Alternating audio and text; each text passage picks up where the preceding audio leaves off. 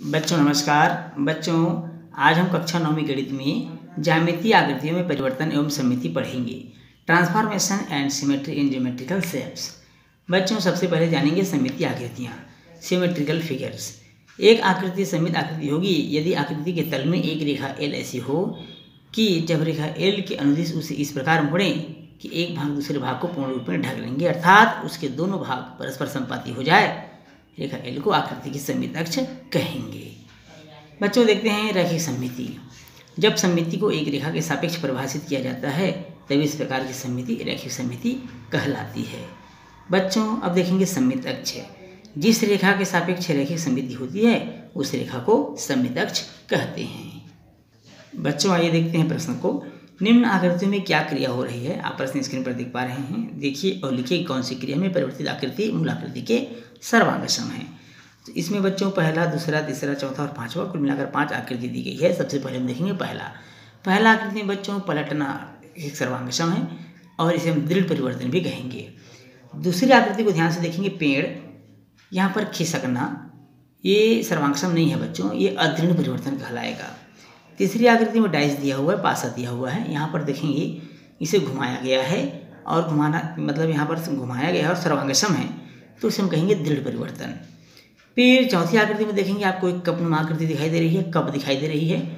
यहाँ पर देखेंगे इस कप को खिसकाया गया है, खिसकाया गया है और खिसकाने का मतलब है खिसकाने के बाद ये परिवर्तित हुआ है और परिवर्तन हुआ है तो सर्वांग सम भी है, इसे हम कहेंगे दृढ़ परिवर्तन।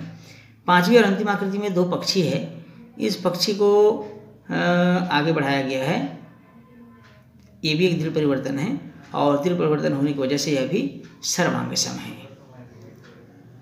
अगला प्रश्न है बच्चों, एल को परावर्तन की रेखा मानकर चित्र को पूरा करें। बहुत ध्यान से देखिएगा, एल जो सममित अक्ष है, एल को परावर्तन की रेखा मानकर चित्र को पूरा करना है। पहला, दूसरा, तीसरा, चौथा, पांचवा और छठवा आकृति दिया हुआ है। जो एल रेखा है उसके सममित आपको बनाना है बच्चों और देखना है वो कैसे दिखेगा। तो एल को आपको अक्ष मानना है और उस आकृति को पूरा करना है। तो चलिए देखते हैं इन आकृतियों को पूरा करने के बाद ये कैसे दिखाई देगा। स्क्रीन पर आपको बच्चों इन सब का उत्तर दिखाई दे रहा है। पहली आकृति स्क्रीन पर कैसे दिखाई देगा देख पा रहे हैं बनने के बाद। दूसरी आकृति को भी देख पा रहे हैं आप, तीसरी आकृति में को भी देख पा रहे हैं, चौथी आकृति को, पांचवी आकृति को और छठवीं आकृति को। इसमें बच्चों पांचवी आकृति में 2 सेंटीमीटर लिखा हुआ है, तो जो एल रेखा है उससे वो 2 सेंटीमीटर दूर बनेगा और जैसा दिख रहा है आकृति में आपको स्क्रीन पर वैसा ही आपको बनाना है। तो इस तरह से हम एल को परावर्तन की रेखा मान करके चित्र को पूरा करेंगे। अगला प्रश्न है बच्चों, एम को घुमाव का केंद्र मानकर, बिंदु एम को घुमाव का केंद्र मानकर निम्न आकृति को निर्देशानुसार घुमाव करें। एक बार और प्रश्न को सुनेंगे।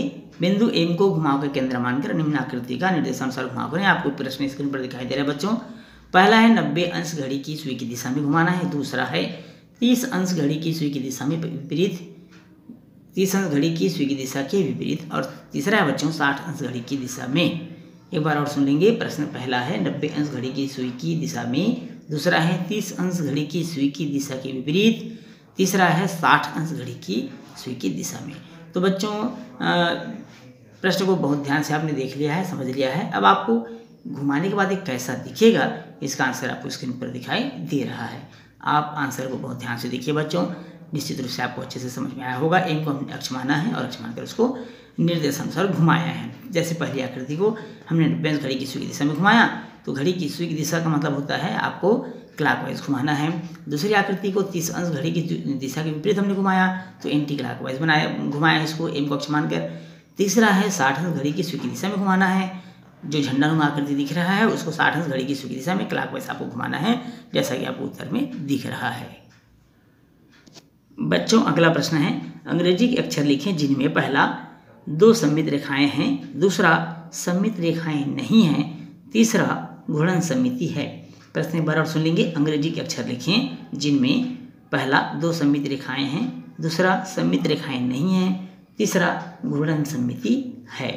तो सबसे पहले देखेंगे पहला बच्चों जो सममित रेखाएं हैं, तो 2 सममित रेखाएं कौन कौन से अंग्रेजी अक्षर में होता है, अंग्रेजी बड़े अक्षरों में। तो देखेंगे I, H, X और O।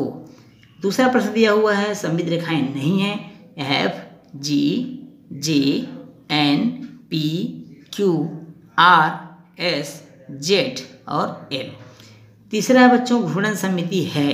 घूर्णन सममिति है तो इसमें आएगा बच्चों H, N, O और Z, ये घूर्णन सममिति है। तो इस तरह से हमने इसका आंसर मालूम कर लिया है। दो सममित रेखाएं कौन कौन सी हैं अंग्रेजी के अक्षर में, सममित रेखाएं नहीं हैं कौन कौन सा अक्षर है, और घूर्णन सममिति है, इसको भी हमने मालूम कर लिया है। बच्चों इस प्रकार हमने इस अध्याय में सीखा कि यदि समान आकृतियों को पलटाया, घुमाया, खिसकाया जाए तो उनकी सर्वांग क्षमता बनी रहती है।